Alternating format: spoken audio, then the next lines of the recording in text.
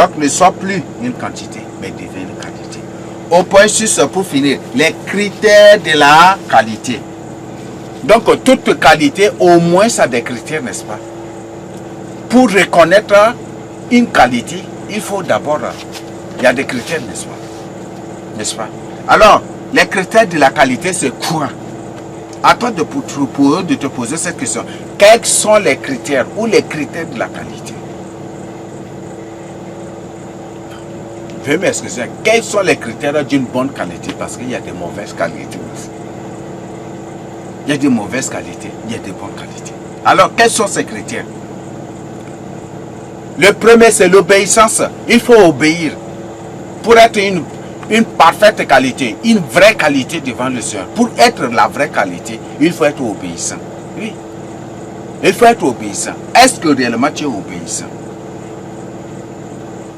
Quand Dieu te dit, celle-là n'est pas ta côte, il faut la quitter. Tu dis, oh, comment je vais faire? Moi, celle-là, je ne peux pas supporter. Moi, je ne peux pas supporter. Sans femme, je ne peux pas supporter.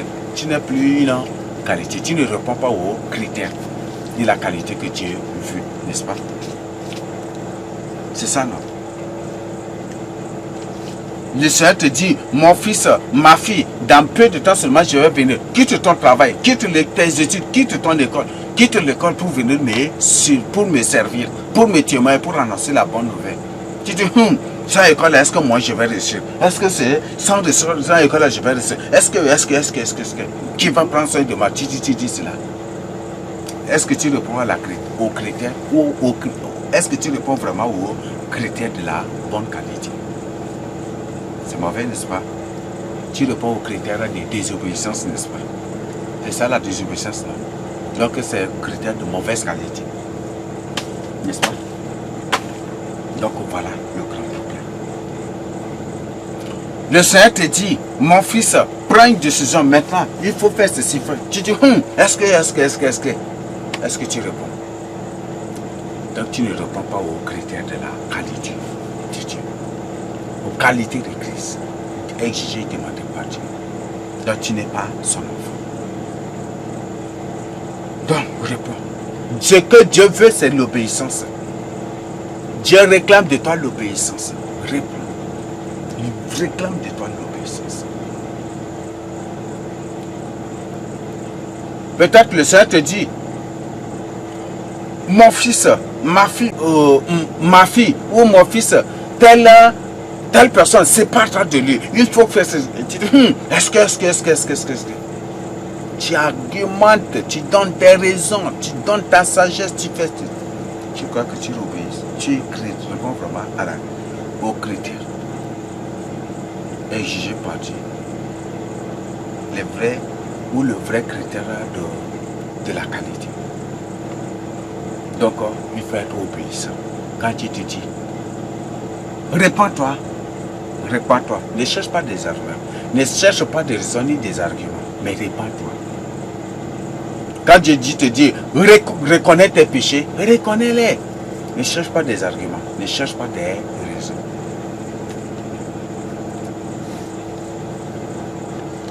Donc, c'est ce que Dieu te recommande. Et nous savons tous que l'obéissance conduit à l'obéissance, c'est la crainte de Dieu, n'est-ce pas?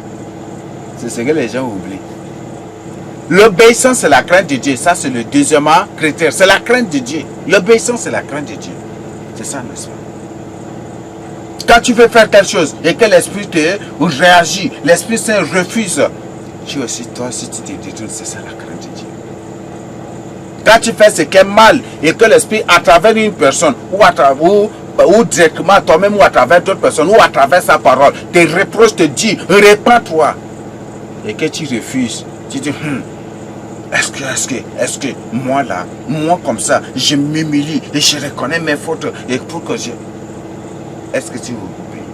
Est-ce que tu as la crainte de Dieu? Tu n'as pas du tout la crainte de Dieu. Donc il faut avoir la crainte de Dieu en toi. Répands-toi, ce n'est pas encore trop tard. Répands-toi, ce n'est pas encore trop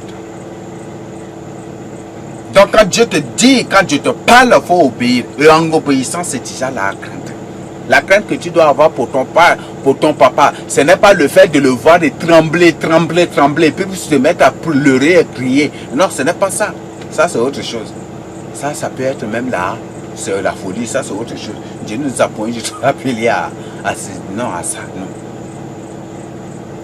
Mais la crainte que tu dois avoir pour tes parents, c'est leur obéir. C'est de les obéir. Faire ce qu'ils te demandent de faire. Écouter leurs paroles et mettre en pratique. Prendre leurs paroles et mettre en pratique, c'est ça la crainte. Donc si tu crois que la crainte de Dieu, là, c'est quand on parle de Dieu, tu te mets à trembler, crier, transpirer et puis trembler de trucs. Ça, ce n'est pas la crainte de Dieu. Ça, c'est autre chose. Ça, c'est un autre phénomène. Mais la vraie crainte de Dieu, c'est écouter sa parole, recevoir sa parole avec joie, s'engager et après avoir écouté sa parole, s'engager, prendre une décision pour obéir à sa voix, obéir à sa parole, mettre en pratique sa parole. Est-ce que tu as la crainte de Dieu en toi? C'est la question que tu dois te poser. La crainte de Dieu, une personne qui a la crainte de Dieu, c'est une personne qui ne suit point du tout les gens. C'est une personne qui n'écoute point du tout les conseils des gens. C'est une personne qui n'écoute pas, qui ne cherche pas à écouter les conseils des gens. C'est une personne qui ne cherche point du tout la confirmation des gens. Il cherche plutôt la confirmation qui vient directement de Dieu. Si Dieu dit oui, lui aussi dit oui et il obéit. Même si c'est millions de gens. Même si c'est ceux-là qui lui soufflent le souffle de vie même si c'est ceux-là qui lui donnent tous les jours manger, qui disent non, lui, comme Dieu a dit oui, lui aussi dit oui. Si vous voulez, tant pis, retirez-vous. Il n'obéit point du tout à une personne et il ne suit point du tout les gens. Il y a beaucoup de gens qui, à cause de leur ventre, ont transgressé et ont offensé Dieu. Et c'est ça qui les empêche d'être sauvés, à cause de leur ventre. Pour plaire à la famille, pour plaire peut-être au papa, pour plaire à la maman, ou au frère, ou à la soeur, pour plaire aux autres, et c'est comme ça. Le salut n'a jamais du tout été collectif. Prends une décision pour ton salut. Alors, répands-toi pour ton salut. Quelle est ta décision? Donc, aie la crainte de Dieu en toi. Et la crainte de Dieu conduit à ce qu'on appelle la sanctification. La sanctification conduit. La sanctification, ça c'est le troisième point. Et la sanctification conduit à ce qu'on appelle la sainteté. Et la sainteté, ça c'est le quatrième point. Et la sainteté nous conduit à la perfection. Cinquième point. La sainteté nous conduit à la perfection. Est-ce que tu réponds à ces critères-là? Est-ce que tu es obéissant? Est-ce que tu es obéissant? Est-ce que tu es vraiment obéissant? N'es-tu pas un rebelle par hasard? Est-ce que tu n'es pas un rebelle inconsciemment ou involontairement? Est-ce que tu n'es pas un rebelle volontairement ou consciemment? Pose-toi cette question. Est-ce que tu n'es pas un rebelle? Est-ce que tu n'es pas un désobéissant? Est-ce que tu n'es pas un tutu? Est-ce que tu n'es pas un hypocrite? Il y a l'hypocrisie dans la quantité, mais il n'y a point du tout de l'hypocrisie dans la qualité. Donc deviens une nouvelle créature. Dieu cherche ton salut. Dieu t'aime. Et il veut que tu te répandes. Ce n'est pas encore du tout trop tard. Ce n'est pas encore du tout trop tard. Le Seigneur a dit, si vous écoutez sa voix aujourd'hui, n'endurcissez plus vos cœurs comme vos pères dans le désert. Répands-toi. Ce que Dieu veut, c'est notre sanctification. Ce que Dieu veut de nous, c'est l'obéissance. Ce que Dieu veut de nous, c'est sa crainte. Ce que Dieu réclame de nous, c'est sa crainte. Ce que Dieu réclame de nous, c'est mener une vie de sanctification. Ce que Dieu réclame de nous, c'est mener une vie de sainteté. Ce que Dieu réclame de nous, c'est mener une vie de perfection. Est-ce que tu es devenu une nouvelle créature? Est-ce que tu es devenu une qualité? Oh, je veux que tu deviennes une qualité. Je veux que tu deviennes la qualité que Dieu recommande. Je veux que tu deviennes la qualité. Sois maintenant, à partir d'aujourd'hui, la qualité que Dieu exige. Parce que si tu ne réponds pas à cette qualité, si tu ne réponds pas aux critères de cette qualité que Dieu cherche, tu ne seras pas sauvé. Tu ne seras point du tout enlevé. Tu ne peux jamais du tout dire que tu es saint alors que tu es rebelle. Ça, c'est impossible, n'est-ce pas? Tu ne peux en aucun cas dire que moi, là, je mène une vie de sanctification alors que tu es désobéissant à l'ordre de Dieu. Ça, c'est impossible, n'est-ce pas? Ce qui fait de toi une personne qui se sanctifie, c'est l'obéissance. La première fille de la sanctification, c'est l'obéissance, n'est-ce pas? Tu dis, moi, je mène une vie de sanctification alors que tu es désobéissante.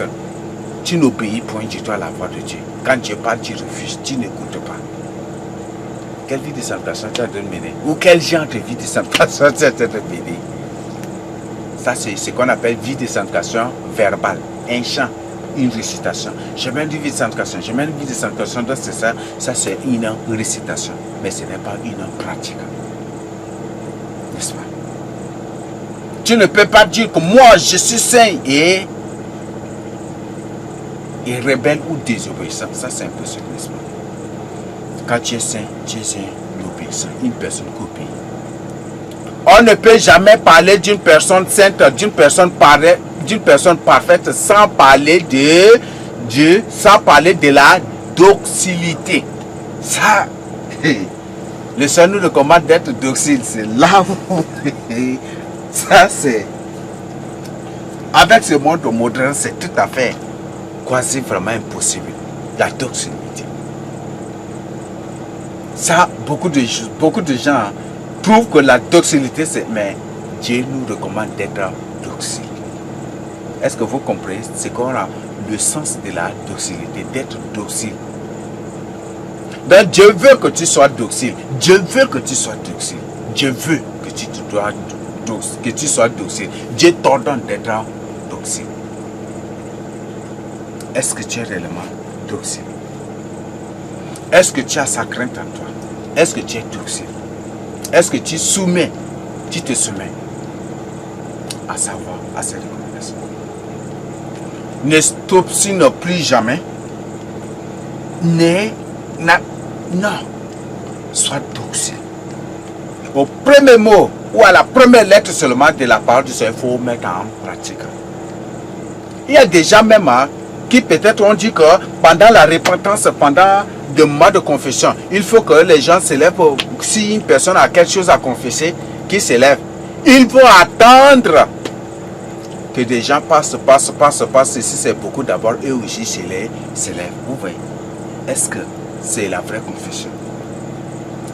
Ce qui te tique, te frappe au cœur, quand on te dit confession, il n'y a pas que ce qu'on fait, automatiquement tu te lèves. C'est parce que c'est l'occasion que tu cherches. Tu attends, les gens passent. Tu es là. Il y a, à la fin, quand on veut, peut-être les gens, on veut faire autre chose, des trucs comme ça, d'abord, tu hésites d'abord. Il y a même des gens qui ont honte de confesser leur péché en public, qui ont honte même de s'humilier. S'humilier, ils refusent. Moi comme ça, m'humilier, moi comme ça, c'est toi comme ça là. Si c'est toi comme ça là qui va conduire aussi, c'est ça là qui va te conduire à l'enfer. Donc, rabaisse-toi et humilie-toi pour ton Seigneur. Donc à partir de Jésus, tu deviens une nouvelle créature. Le grand problème, c'est la conversion. Si tu n'es pas du tout converti, c'est ça. Tu vas raconter tout un tas de problèmes, des panoplies de problèmes. Raconter des choses. Parce que tu n'es pas du tout converti. Les gens confondent aujourd'hui la conversion païenne et la conversion dans le sens intellectuel et la conversion dans le sens biblique. Les gens confondent cela. Il y a des gens aujourd'hui que quand ils sortent, ils rencontrent une personne. Il faut maintenant, si tu veux être converti, répète ces paroles devant moi. Toi, c'est un Jésus là. Je t'accepte aujourd'hui, je t'accepte aujourd'hui. Je crois en toi, je te crois en toi. Et après, quand ils disent Amen, Amen, ils disent que la personne est convertie. Vous voyez ça? C'est ça le grand problème d'aujourd'hui. Et c'est ceux-là qui cherchent la quantité, qui font des pareilles choses. Ça, c'est de la comédie. Oui. Ce sont ceux-là qui cherchent la quantité qui font ces choses-là. Ce n'est pas ça, la conversion. Donc, Si toi-même tu n'es pas converti, comment tu vas convertir? Tu crois que c'est parce qu'on t'a habitué à réciter ces mots, à des trucs comme ça. Mais parce que toi, on t'a fait, et c'est comme ça que tu fais cela aussi aux autres. C'est ce que tu reçois, que tu transmets aux autres, n'est-ce pas? N'est-ce pas? Et tu partages avec les autres. Donc, deviens une personne convertie. Deviens une personne convertie. Je ne sais pas si le Seigneur Jésus-Christ m'accorde sa grâce. Et je tiens vraiment à partager ce thème sur la conversion. Qu'est-ce que la conversion en fait de compte, qu'est-ce que la conversion? Parce que les gens ne comprennent pas ce que je dis. La conversion au sens intellectuel, où on dit quitter une religion pour une autre, c'est ça la conversion. Et c'est ça cette définition que les gens prennent pour amener à l'église. Et quand un musulman vient, il dit, bon, si tu viens à cette chose, il faut répéter. Toi Jésus là, toi Jésus. Je t'accepte, je t'accepte. Je vais maintenant te suivre, je vais te suivre. Et ceci et ceci. Je sais que tu es mort, je sais que tu es mort. Que ton sang est coulé pour moi, ton sang. Et voilà, amen, amen. Et puis, on dit que la personne est convertie. Ça, c'est de la comédie. Ça, c'est autre chose. Ça, c'est autre chose. Tu te moques du Seigneur Jésus. Parce que Pierre, malgré tout le temps, malgré même les miracles que lui il a fait, malgré les enseignements qu'il a donnés, malgré l'évangélisation, malgré tout ce qu'il a fait, même le baptême qu'il a fait aux gens, le Seigneur a fini par le surprendre à la veille de sa mort. Pierre, quand il sera converti, il faut... Vous voyez ça? Pierre, quand il sera converti, à la veille de la mort de Jésus-Christ, le Seigneur lui dit, Pierre, quand il sera converti, si c'est toi, tu vas dire, hein? Tu vas surtout, n'est-ce pas? Parce que Pierre a fait des miracles. Il a fait la Sainte Seine. Il était baptisé. Il a baptisé des gens. Il a fait des miracles. Il a évangélisé. Il a guéri les malades. Il a fait des miracles. Il a fait des choses. Mais à la veille de la mort de Jésus-Christ, le Seigneur a dit, Pierre, quand il sera converti, tu affermiras les autres. Vous voyez ça?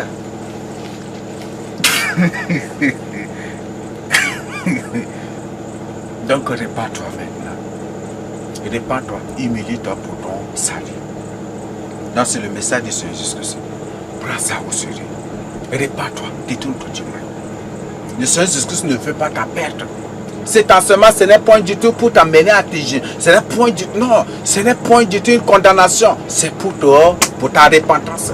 C'est pour ta repentance. Toute parole de Dieu, quand ça sort, c'est pour conduire des hommes à la repentance. La révélation de la parole de Dieu éclairera l'âme, n'est-ce pas? Sauve. Donc, Dieu nous révèle sa parole. Dieu nous communique sa parole. Dieu nous présente sa parole pour notre salut. Pour ton salut à toi. Qui désobéit, qui n'obéit pas du tout à la voix de Dieu, qui ne fait pas la volonté de Dieu, qui chante tous les jours, moi je suis saint, saint, saint, saint. Donc ta sainteté c'est verbal, mais ce n'est pas du tout pratique.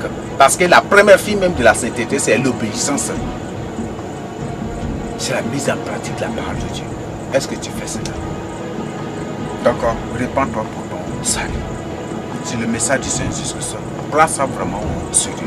N'oublie pas de partager le chemin avec les autres. Mais aujourd'hui, ne sois plus maintenant une quantité. Ne sois plus jamais une quantité. Même si tu es seul parmi des milliers dans ta famille et que les autres rejettent la vérité, toi, quitte ne sépare toi pour ton salut. Quitte, sépare toi. Va très loin. Il faut courir comme l'autre. Il a couru, il n'a même pas regardé dehors. Il a couru de tout ça. Il a couru de toute sa force. Donc cours ainsi pour ton salut. Le salut individuel. Le salut individuel. Donc on prend une décision. Même si tu es un seulement, parmi des autres, sors du milieu. N'imite point du tout les autres. Même la Bible dit, bien aimé, n'imite point le mal, mais plutôt le bien. C'est dans c'est dans 1 Jean 3, non? Dans 1 Jean 3. Ah, dans 3 Jean, non? Dans 3 Jean, verset 11, vous comme ça. Donc, n'imite point du tout les autres. Ne répète pas les paroles des autres. Quand tu es quantité, quand on dit, celui-là, c'est un faux prophète, toi aussi tu vas reproduire, c'est un faux prophète, et tu ne vérifies pas. Toute quantité, dans une quantité, on ne vérifie pas l'information. Vrai ou faux? Toute quantité ne vérifie pas d'information. On dit c'est ça, donc tout le monde prend aussi, dit ça. Donc c'est ce que la quantité dit là, qui est la vérité. Mais pas ce que Dieu dit, c'est ce que la quantité dit, qui est la vérité. Les gens ne vérifient pas d'informations dans la quantité. Il n'y a pas de vérification. Est-ce que ce qu'ils ont dit là c'est vrai? Il faut que je vérifie. Est-ce qu'il faut que je revienne à Dieu pour prier? Comme c'est lui, le journaliste des journalistes, c'est lui qui donne des vraies informations. Il faut que je prie pour avoir la confirmation ou pour que le Seigneur me révèle la vérité. Les gens ne font pas cela. Comme c'est la quantité qui part sur les médias, sur partout, même en ligne, partout, qui raconte de n'importe quoi, les gens croient. C'est ça. Répands-toi pour ton salut. Je te le répète, répands-toi pour ton salut. C'est ce que tu dois prendre ça. C'est ce que tu dois comprendre. Si tu refuses, tu le croiras. C'est la vérité que je partage avec toi. Prends ça au sérieux, au nom du Seigneur Jésus-Christ. Amen. Père, scelle cet enseignement par ton sceau, par ton cachet divin. Que des âmes soient conduites à la repentance. Que des âmes soient délivrées pour ta gloire. Détourne des âmes du mal à travers cet enseignement. Détourne les âmes de l'égarement à travers cet enseignement. Que des âmes soient sauvées pour ta gloire. Alors Père, bénis, mon Dieu Tout-Puissant, bénis les âmes pour ta gloire. Merci Seigneur Jésus-Christ. Que des âmes soient détournées de tout mal, de tout piège, de tout danger. Et que des âmes, mon Dieu Tout-Puissant, soient délivrées de la foule, délivrées de la quantité. Que les âmes, mon Dieu Tout-Puissant, soient arrachées de la quantité, arrachées de tout mal pour leur salut, Seigneur Jésus-Christ. Alors Père, que cet enseignement soit scellé de ton sceau, de ton cachet divin, de ton nom Jésus-Christ, de ta sainteté divine, du sceau du Saint-Esprit, et que chacune de ces âmes soit conduite à la repentance et à la délivrance pour ta gloire. Moi Dieu, je te dédie cet enseignement. Veille sur les âmes qui ont pris la décision, que tu les aides, que tu leur accordes la grâce de s'engager, de se déterminer pour toi, de prendre la décision, la vraie décision pour marcher avec toi. Merci Seigneur Jésus-Christ. Sois avec ces âmes et bénis l'enseignement. Et que toi-même, mon Dieu, tu accordes la grâce à ces âmes qui ont suivi cet enseignement, qui l'ont mis en pratique. Accorde-leur ta grâce de partager avec les autres pour les âmes, pour leur avertir et pour les détourner du mal, de mauvais chemins et de l'égarement. Au nom de Jésus-Christ, je te prie. Amen.